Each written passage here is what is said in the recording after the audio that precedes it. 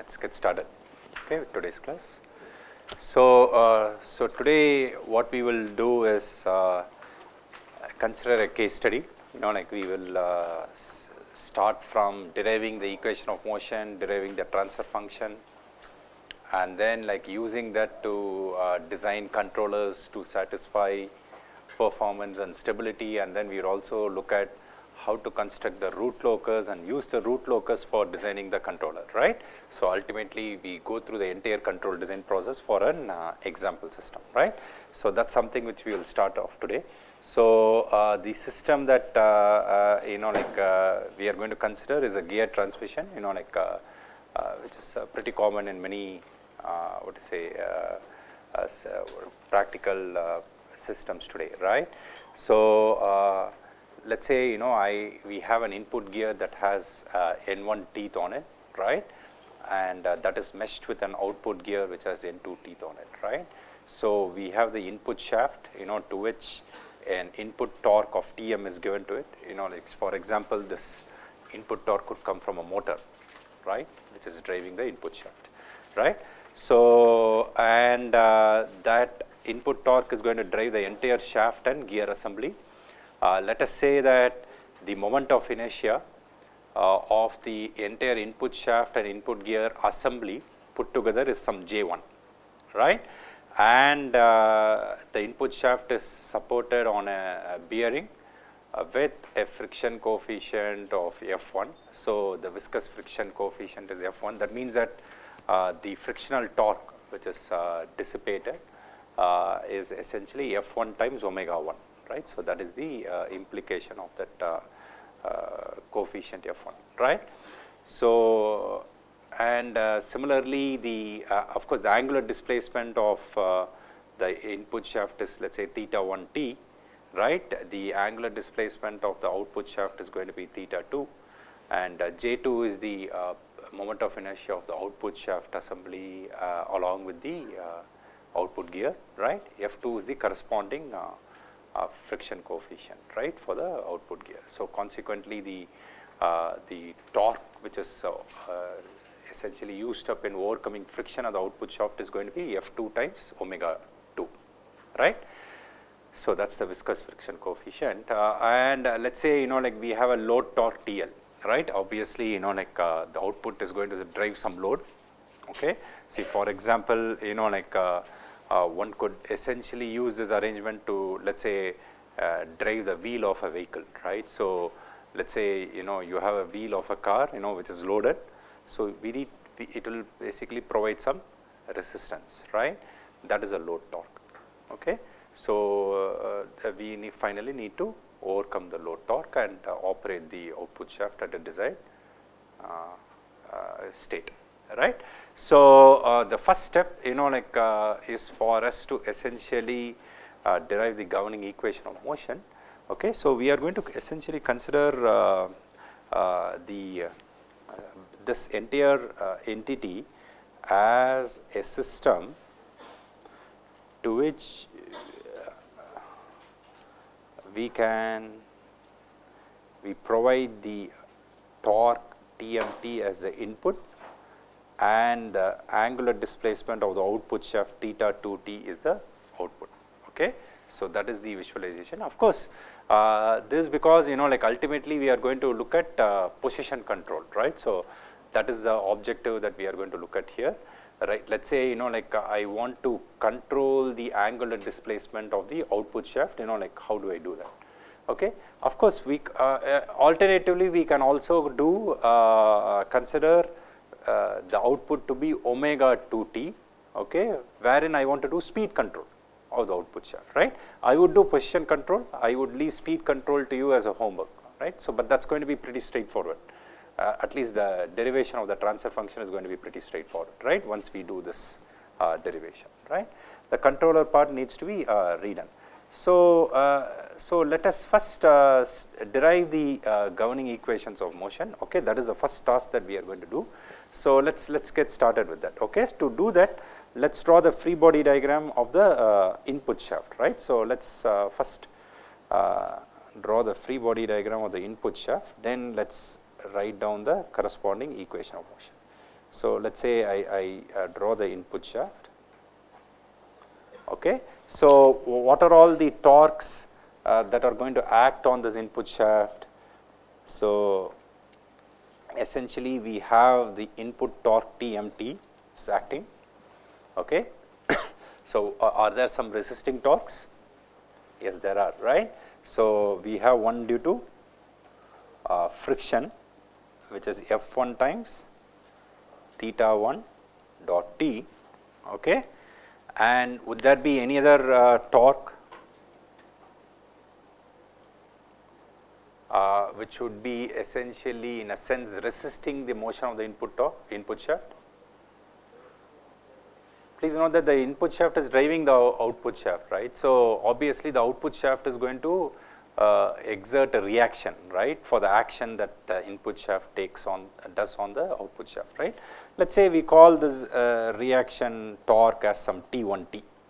Okay, so T1T is essentially the reaction torque from the output shaft to the input shaft due to the fact that the input shaft is driving the output shaft, right?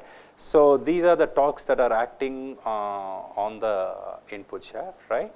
So if we write down the equation of motion, so what's going to happen?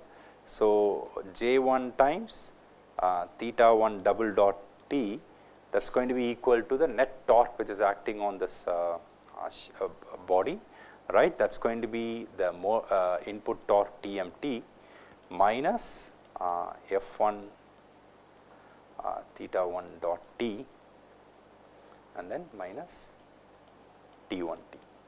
Okay, so that's what we are going to have, right?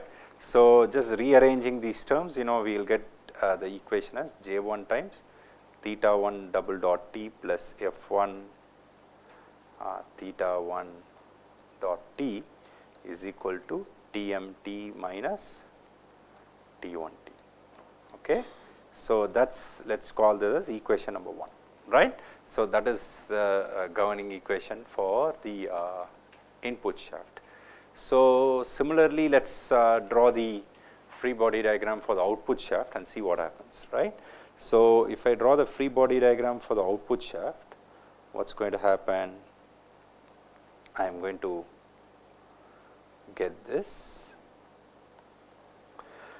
right? So as far as the output shaft is concerned, like I need some torque to drive the output shaft, right? So let's say we call that driving torque as T2T, right? That's what comes from the input shaft, right? So essentially that is the driving torque, right? So as far as the output shaft is concerned, and what are the resisting torques? Like we are going to have a friction torque F2 times theta 2 dot T, and of course the load torque is an torque which is going to essentially resist the motion of the output shaft, right? So that's going to be another thing, right?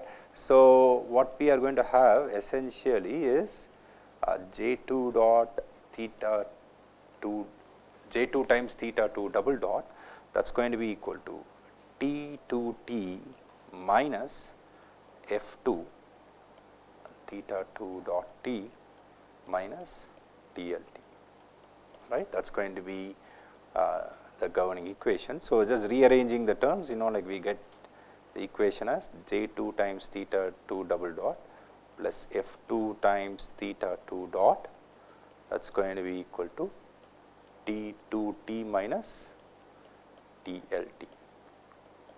Okay, so let's call this as equation number 2. Okay, so those are the two equations, right? Now, of course, we need to eliminate T1, T2, and theta 1, right? Because ultimately we want one consolidated equation relating the output to the input, right? So if you recall, that's what we are aiming for, right? So as far as our framework is concerned, ultimately if we identify a system with an input and an output, we want a governing linear ODE that relates the input to the output, right? So our input is Tm, output is theta 2. So we should have an ODE only relating those two variables, right? TLT, one can model it as a disturbance, okay? So we'll come to that later. So but then let's try to see how we can eliminate it. Now, please note that N1 and N2 are system parameters, right. So, the input gear has N1 teeth and the output gear has N2 teeth, right.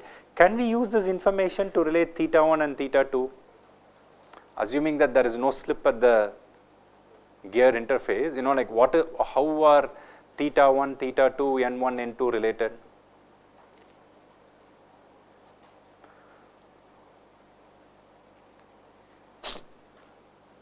What will be the relationship between the variables theta 1, theta 2 and N1 and N2? See, of course, there are various ways to look at it, like see if two gears are in meshing or in mesh with each other, like essentially the pitch should be the same, right, then only they will mesh with each other, right. Using those ideas, one can easily get an relationship. I will write down the relationship, you think about it as homework, okay. So, you figure it out as to how we can get it, okay. So, immediately one can note that essentially theta 2t divided by theta 1t, that is going to be equal to N1 by N2, okay. So, that is what we are going to have. Okay. So, there is going to be a relationship between the angular displacements and the number of teeth in the two gears in this manner. Okay. So, that is what we are going to get as far as this gear is concerned.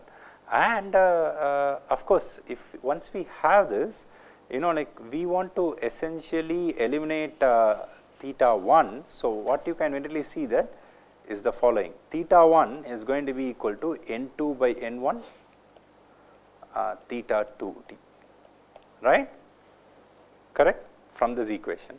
So, this implies that I can write theta 1 dot as N2 by N1 theta 2 dot, right. Similarly, I can write theta 1 double dot is going to be equal to N2 by N1 theta 2 double dot, right. You can write all these equations, right. So, once we figure this one out, correct. Okay. So, that takes care of theta 1, right. So, I can eliminate theta 1 from theta 1 double dot and theta 1 dot from equation 1. But now I need to figure out what to do with T1 and T2. Is there a relationship between T1 and T2? Yes, there is, right, because energy should be conserved, right, when essentially the system is operation, right.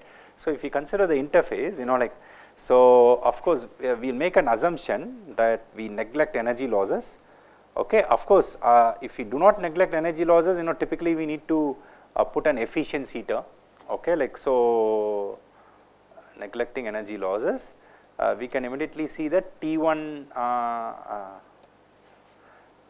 T1t theta 1t, that is the work done by the input shaft, right, that is going to be equal to T2t times theta 2t, right. That is going to be the what to say energy balance of the gear interface, right, the gear mesh, okay. Of course, if we want to take into account energy loss, what we can do is that here I can multiply by a efficiency term, a transmission efficiency, okay. So, that means that because output there is going to be some energy dissipation at the what to say gear interface due to friction and so on, right. So, what to say it is not perfect, right. So, what we will have is that like we may have some frictional losses, but for the time being we will neglect them, right.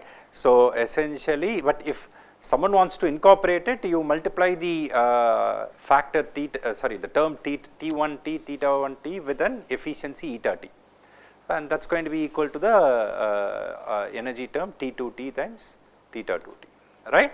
So, but for the time being we will consider eta t to be 100%, okay, just for simplicity, okay. But if someone gives us this parameter, we can of course incorporate it, okay. That is what I just wanted to convey through you. right. So, this one, this is T1 T times theta 1 T, okay. So, this immediately tells us, what does this tell us?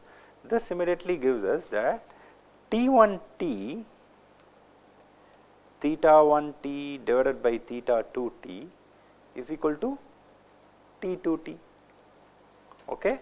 This immediately gives us that T2 T is going to be equal to T1 T, okay, N2 by N1, right. Why? Because theta 1 by theta 2 is N2 by N1, okay. So, that is how we get this relationship, okay. Now, we are all set, okay. So, now let us go back to equation number 1, okay, and let us say we take equation number 1 and multiply both sides by N2 by N1, okay. Let us take equation number 1, let us multiply both sides by N2 by N1, I can do that, right. So, then what will I get? I will get J times,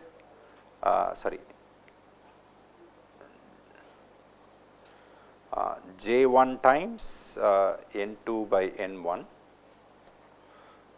theta 1 double dot T plus F1 theta 1 dot T, that is going to be equal to TMT minus T1T N2 by N1, okay. That is what I will get, right, after once I multiply by N2 by N1 on both sides, right. So, now I plug in for substitute for theta 1 double dot and theta 1 dot, right. So, if I substitute for theta 1 double dot is going to be N2 by N1 theta 2 double dot, right. So, let us substitute there. So, what will happen? This will become N2 by N1 whole square theta 2 double dot, right. So, that is what is going to happen here, okay. Of course, I think I missed an N2 by N1 here, right, because obviously, like I am multiplying both sides by N2 by N1, right. Even F1 should be multiplied by N2 by N1, right. Sorry about that. Yeah, even TMT, right. So, okay, sorry about that, right. So, of course, equation 1 I am multiplying both sides by N2 by N1, I think I missed those two terms, sorry. So, consequently, if I substitute for theta 1 dot, this is going to be F1 times N2 by N1 whole square theta 2 dot, okay, and that is going to be N2 by N1 TMT minus T2T. Do you agree? Why did I get T2T? Because T2T is T1T times N2 by, right. So, that is why we have this, right. Now, we are almost through, okay. So, what do? We just add 2 and 3, okay. So, let us say like let us do 2 plus 3. So, what will 2 plus 3 give me? It will give me J1 N2 by N1 whole square plus J2 theta 2 double dot T plus F1 N2 by N1 whole square plus F2 theta 2 dot T, that is going to be equal to N2 by N1 TMT minus TLT.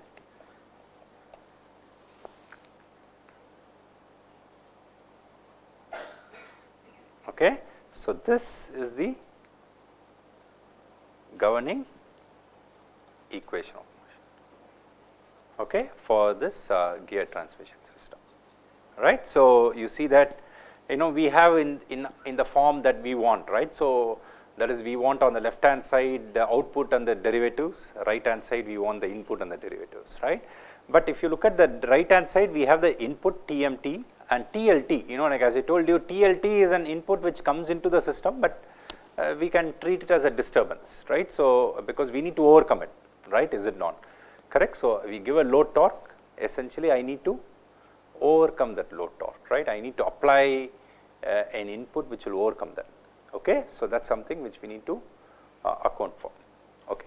So, I hope this is clear, right, until this point.